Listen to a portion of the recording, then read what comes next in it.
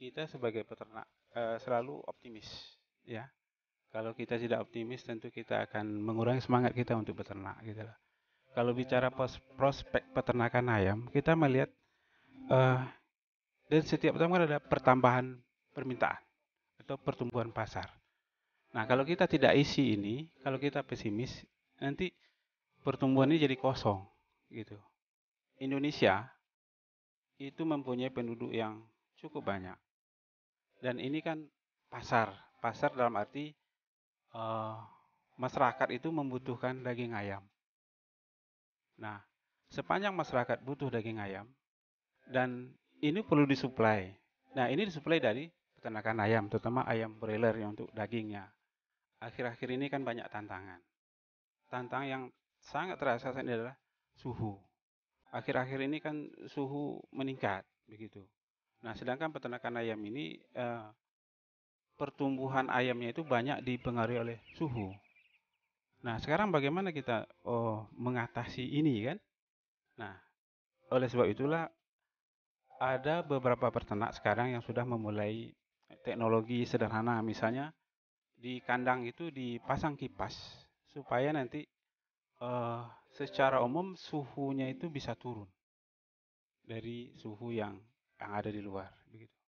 Nah, suhu ini kan apa ya? Terutama kan suhu global, Bang. Suhu global dianggap sih naik gitu ya. Eh, Kemarin kita rasakan itu di bulan April, di bulan Mei itu sangat terasa. Suhu itu memang terasa naik gitu loh. Nah, untuk mengatasi ini, eh, kalau pakai kandang yang lama, kalau kita pakai kandang yang lama itu kan kita tidak modifikasi. Artinya kita dengan beternak dengan apa adanya. Nah, sekarang dengan suhu yang naik itu, kita harus menyikapinya misalnya di kandang, di dalam kandang itu kan terjadi ada dua dampak. Pertama suhu naik, yang kedua ada amoniaknya. Nah, ini satu-satunya untuk menghilangkan itu adalah dengan teknologi kipas gitu. Nah, kalau di dalam kandang kita pakai kipas, itu kan eh, di dalam kandang itu akan terjadi sirkulasi udara. Yang tadinya dalam kandang itu banyak amoniaknya, dengan kita kipas, amoniaknya itu akan keluar dari kandang karena dikipas oleh kipas tadi. Kemudian fungsi kipas juga memasukkan O2-nya. Jadi udara segar yang masuk ke dalam kandang. Nah, ini ada hubungannya dengan tingkat pencernaan ayam.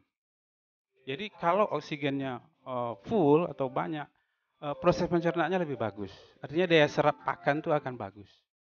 Jadi pakan itu akan maksimal untuk pembentukan dagingnya, begitu Pak. Oh, penyakit ya.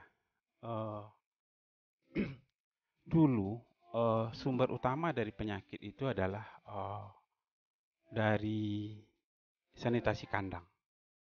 Ya, kalau kandang-kandang yang kurang apa namanya ini, kurang steril, itu biasanya nanti kalau kita paksakan untuk masuk check in DOC-nya, itu kan DOC-nya akan tumbuh dengan lama atau pertumbuhannya terhambat.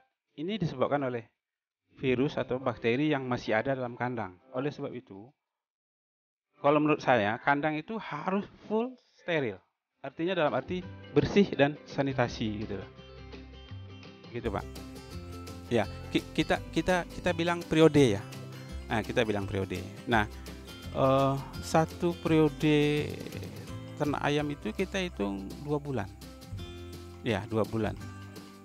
Nah, jadi kalau katakanlah kita masuk di umur 1 hari, nanti kita panen setelah umur, kita kadang panen terakhir 30 hari, walaupun kita mulai panen 27 hari ya. Nah, panen terakhirnya mungkin 30 hari. Nah, 30 hari. Kemudian yang 2 bulan itu kan 60 hari. Nah, yang 20 hari dan 30 hari sisanya itu adalah masa pertama pembersihan kandang. Nah, pembersihan kandang. Jadi mulai dari mengarungkan pupuk atau kotoran, nanti dicuci, setelah itu dikapur. Nah, terakhir itu nanti kita semprot ulang dengan desinfektan. Begitu. Di samping bersih dia juga harus steril kan. Nah, untuk mensterilkannya kan pakai desinfektan begitu. Yang paling tampak itu kan kapasitas memaksimalkan lahan. Jadi yang lahan tadinya satu kandang, katakanlah satu kandang 5.000, itu kalau kita kalikan 2 lantai kan jadi 10.000 dengan lahan yang sama. Lalu kalau kita jadikan 3 lantai, dia akan jadi 15.000 dengan lahan yang sama. Jadi sini sebenarnya intinya pertama itu memaksimalkan lahan gitu Pak. Lalu yang kedua, setelah kita coba, kandang yang 3 lantai itu punya keunggulan. Keunggulan yakni kan udara yang di atas lebih bagus Pak. Yang di lantai 3 itu oksigennya sempurna di situ, anginnya banyak, sehingga pertumbuhan ayamnya lebih bagus. Ini kenyataan yang kita dapatkan di kandang.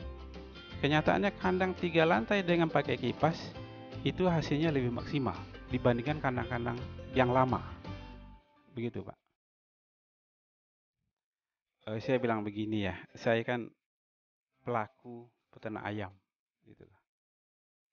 Seanalog sedikit dengan main bola. Kalau pemain bola itu mereka bertanding, saya lihat itu ada wasit. Kalau wasit itu ada yang mainnya tidak tidak fair gitu ya. Mereka dikasih peringatan gitu lah, dikasih perintan itu ya. Nah, saya melihat belakangan ini di dalam dunia ternak ayam seperti tidak ada wasit Pak. Jadi peternak itu dia bertanding sama peternak dan yang lain-lainnya, tapi tidak ada wasitnya, gitu. Sehingga saya tanya di mana hadirnya pemerintah di situ.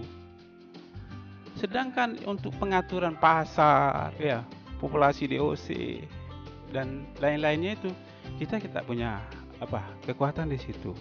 Oleh sebab itulah kita pengen pemerintah hadir di situ. Pemerintah sebagai wasit mengatur bagaimana dunia peternakan broiler ini lebih paling tidak lebih positif gitu, tidak saling mencegah, tidak saling menyakiti begitu.